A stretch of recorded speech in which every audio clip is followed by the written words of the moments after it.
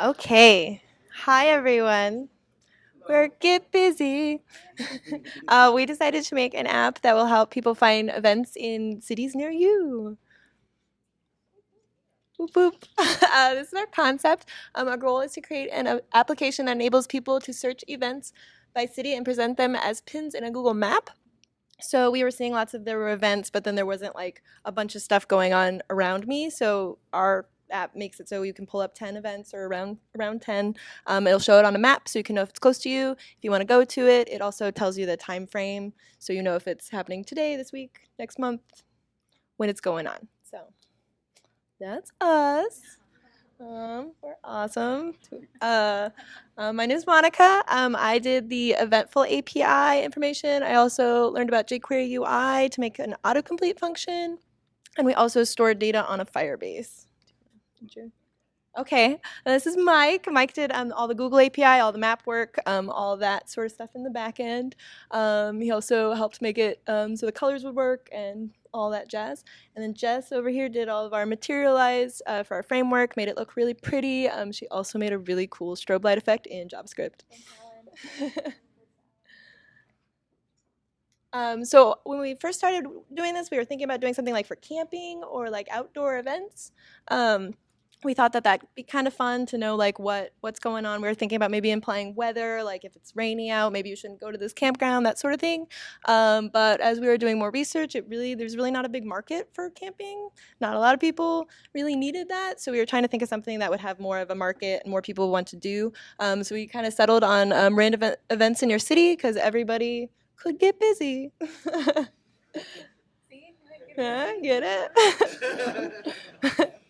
And I'm gonna pass the mic. All right, awesome. So I did the design part. I used Materialize, which I thought was really easy and simple. I liked the way it looked. We chose the parallax template, and then kind of like I talk with my hands, so this is probably a bad idea. But we used it, and then we kind of changed it how we wanted it to look. And then responsive, clean design. Everything works on mobile. Grid system was the same as Bootstrap, which was pretty awesome. And then the user interface, we created one page for simplicity, and when we demo, we'll kind of show you guys that. And we made it so when you search for one city, it will populate the results on the Google map. And then we kind of did a few different things with that. So this was our initial design. When we were first thinking wireframe, mock-up, whatever, what we wanted it to look like. We kind of had the title, and then we were thinking like a big image, and then results, and then maybe more images. But we definitely wanted to include the Google Map, interactive results, directions. The images were actually pretty difficult once we started kind of messing around with APIs. The images weren't very good all the time, or they were non-existent. So we kind of like learned as we went. And this is the final design. So you can kind of see what it looks like on your desktop. Yes, and also on the mobile device. So yeah, and then of course, obviously there's more if you scroll down, we have our images on there, awesome strobe light, fun stuff. So cool, I'll pass it on to Mon. Okay, so to get all the information about the different events going on, we used Eventful's API. It, like Jess was saying, had some issues. We were originally planning to pull like images from here and get a whole bunch of different info, but not all events would have the right info, or they'd have really obscure images that we were like, I don't think that we want that on our page. So we kind of streamlined the process. We used Ajax to get the information.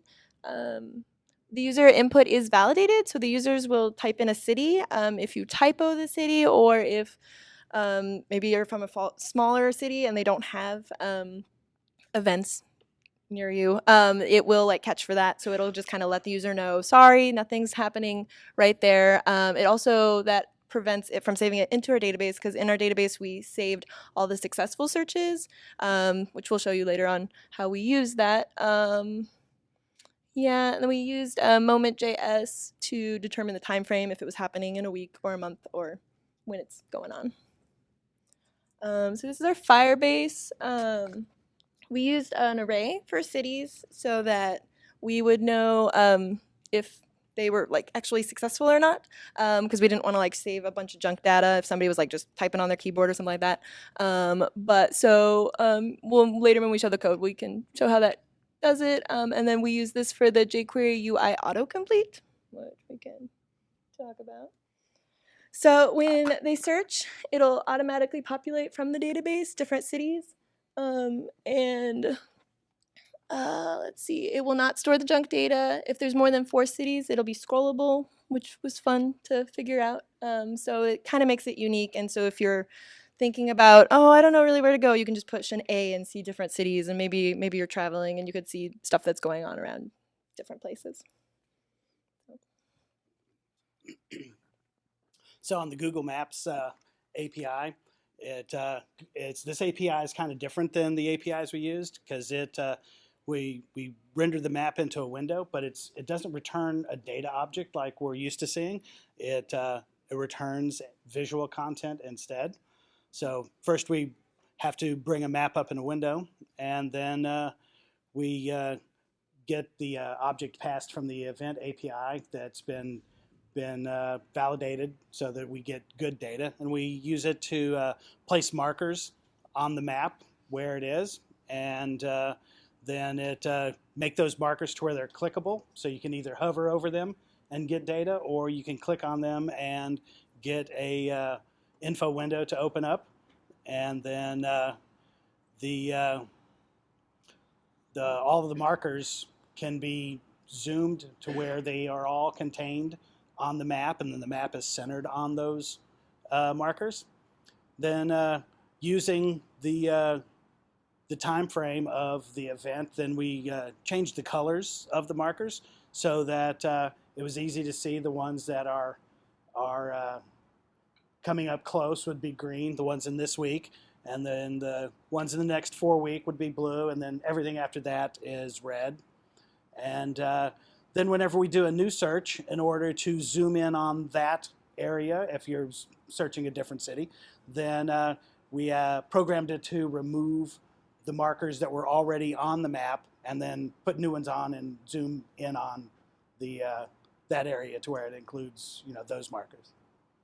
And so the Google Maps API, the documentation is really bad, but if you just Google it with the Google search, then the data is very available. So I wasted a lot of time trying to actually make sense of their documentation, and then realized the Google search was a whole lot easier. And then the Chrome not letting you use the geolocation on anything loaded from a file. That was a real time sink trying to get that to work. So we ended up putting that into one of our future features instead of following through on that one.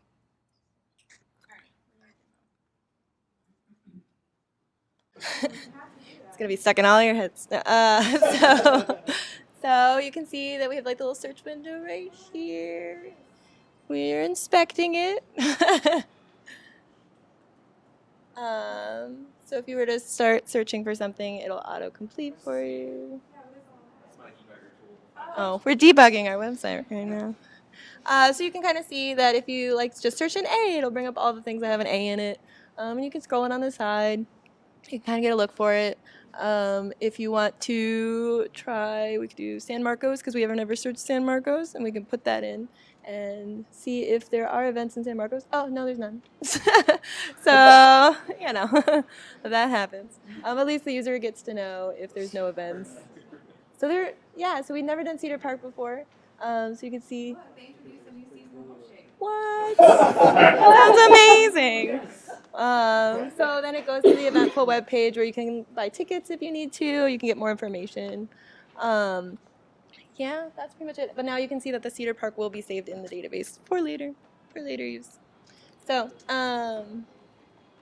yeah. See, it's right there. So, yeah. Oh, and then this is a strobe light. Yeah. Woo. That's us. We're beautiful. You can contact us if you need to. Yeah. So that's the how it looks. We can do the code real fast if we have time. We don't have time. So Q&A.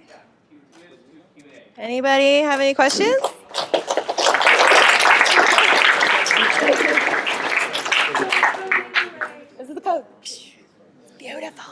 beautiful.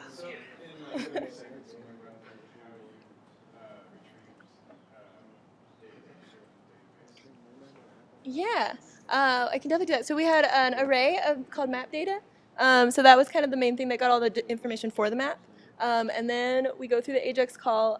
If there were no if there were no like events in there, then that catches it right there with the total items. So you only run this if you actually have items, and then events gets the actual stuff from the JSON, and then this is calculating the how far away it is. And then we actually push it to the map data, and then later on the map stuff will use all that stuff from JSON.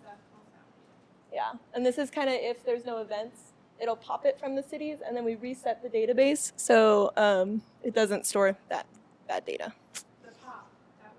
Pop was very important. We were trying to split, and split wouldn't work. Don't know why, really. Splice. Splice wasn't really doing what we wanted it to do, but since it was the most recent search anyway, we could just pop it from the end, and that worked seamlessly. Autocomplete, this is the jQuery UI, uses the dot autocomplete, which is very interesting to set up. And we had to get the stuff, obviously, from the snapshot. Strobe light.